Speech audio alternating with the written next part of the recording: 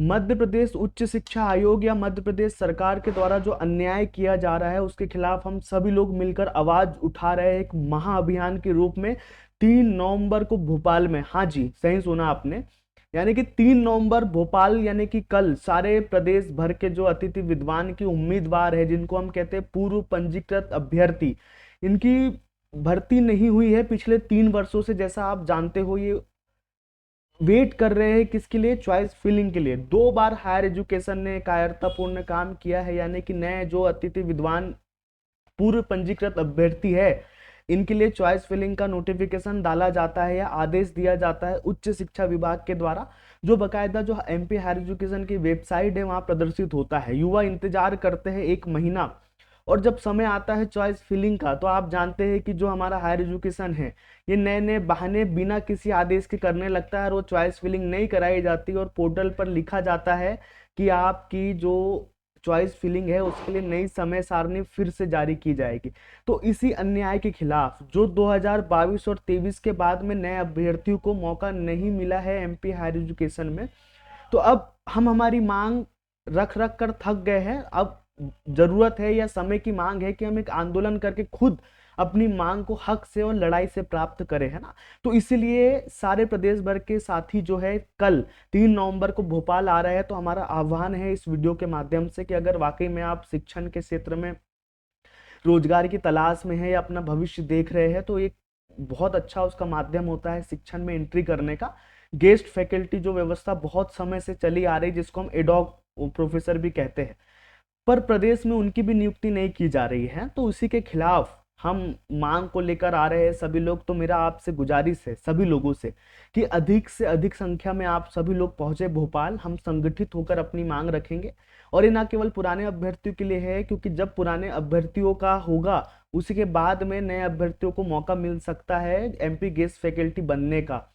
तो बिल्कुल आप भी जिस तरीके से साथ दे सकते हैं, आप ट्वीट कर सकते हैं, आप मेल्स कर सकते हैं एमपी हायर एजुकेशन को, और अगर चाहे तो हमारे साथ भोपाल भी आ सकते हैं ना। तो ये लड़ाई सभी के लिए है, और स्पेशली जो रजिस्टर्ड है, आप जानते हैं 2023 के बाद से जो आखिरी भर्ती की गई थी किनकी, जो हमारे उसके बाद से नए लोगों को मौका नहीं मिला। फिर 2024 में एमपी हायर एजुकेशन ने केवल पंजीकरण किया था, है ना, यानी कि रजिस्ट्रेशन कराया था नए लोगों का, और उसके बाद से चॉइस फिलिंग नहीं दी गई। तो बहुत बार हो चुका है कि कैलेंडर डला है कि नए लोगों को मौका दिया जाए, उसके लिए चॉइस फिलिंग के लिए डेट्स आ गई, पर हायर एजुकेशन की कायरता इतनी बड़ी थी कि उस पर कोई कार्रवाई नहीं हुई।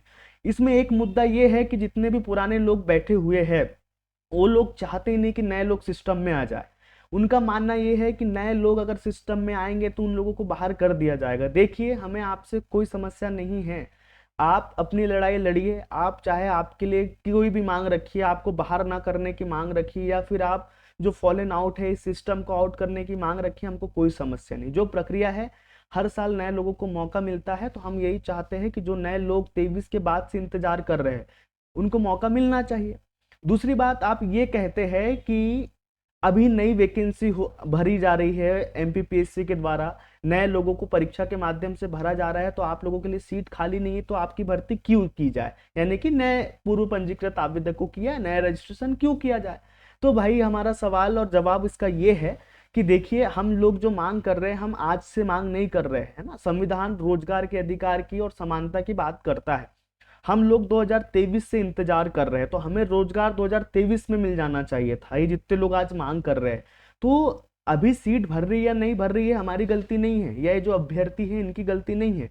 ये गलती किसकी है? ये उच्च शिक्षा विभाग और सरकार की गलती है, क्योंकि ये जो पूर्व पंजीकृत अभ्यर्थी मांग कर रहे हैं, ये 2023 से इनको रोजगार मिल जाना चाहिए था, और इनको बकायदा अतिथि विद्वान के रूप में उस समय से कार्य करना चाहिए था, या एंट्री मिल जानी चाहिए थी।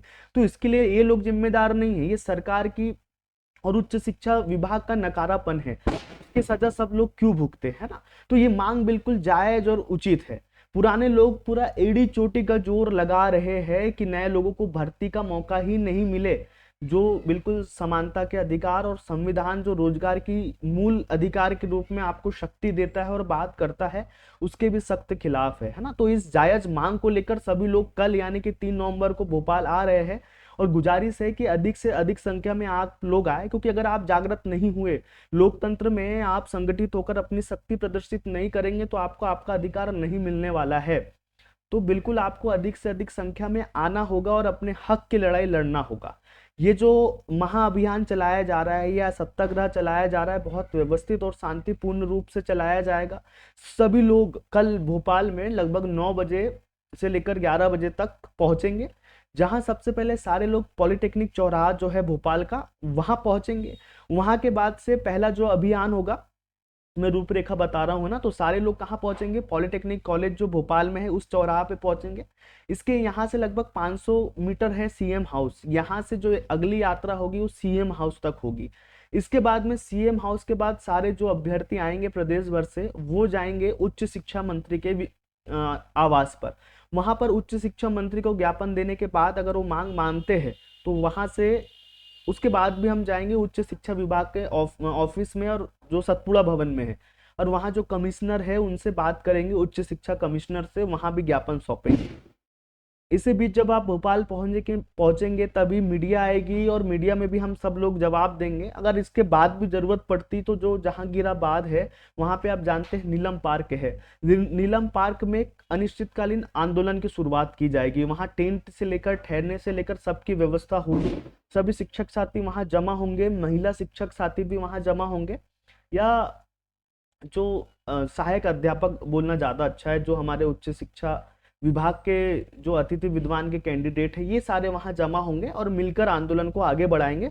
और जब तक सरकार मानेंगे नहीं, है ना, हमारा कोशिश, हम सबकी कोशिश ये होगी कि हम चॉइस फिलिंग पक्की करवा कर ही भोपाल से आए, और इस बार ऐसा नहीं होगा कि सरकार फिर से डेट आगे बढ़ा दे, है ना। तो हम सबकी सफलता सुनिश्चित करने के लिए आप सब लोगों को भोपाल आना है कल, यही आपसे गुजारिश है। और किस तरीके से यहाँ कुछ कमेंट्स भी आप देख सकते हैं कि जो पुराने लोग हैं हमारे अगेंस्ट बात कर रहे हैं, जैसे एक निधि सिंह करके है। मैं चाहूंगा कि आप लोग बहुत सुंदर जवाब इनको कमेंट में दें कि तुम मूर्ख, ये 40-50 वाले लोगों को नौकरी नहीं करने देना चाह रहे हो या इनकी नौकरी छीनना चाहते हो, इस तरह के इन्होंने कमेंट किए हैं, आप देख सकते हो। तो निधि सिंह जी, आप अभी सुनोगे या कुछ बाद में भी सुनोगे, देखिए हम किसी का रोजगार नहीं छीन रहा है। संविधान जो है समानता की बात करता है, हर साल नए लोगों को मौका मिलना चाहिए, और जो अतिथि विद्वान की प्रक्रिया है उसका परिपालन होना चाहिए। इसके लिए हम यहाँ पर हमारी बात रख रहे हैं, है ना। और पुराने लोगों की कायरता है कि वो चाह ही नहीं रहे कि नए लोग भर्ती आए। अरे जो पुराने लोग हैं वो भी तो कभी नए थे, वो भी तो इसी प्रक्रिया से भर्ती हुए थे, है ना। और हम अभी की मांग नहीं कर रहे, हम 2023 से इंतजार कर रहे हैं। तो कृपया करके ऐसी भावना और ये जो तुच्छ सोच है इसको अपनी जेब में ही रखिए, है ना। इससे ज्यादा बोलना उचित नहीं होगा। ठीक है, तो सभी साथी मिलते हैं कल भोपाल में। नमस्कार।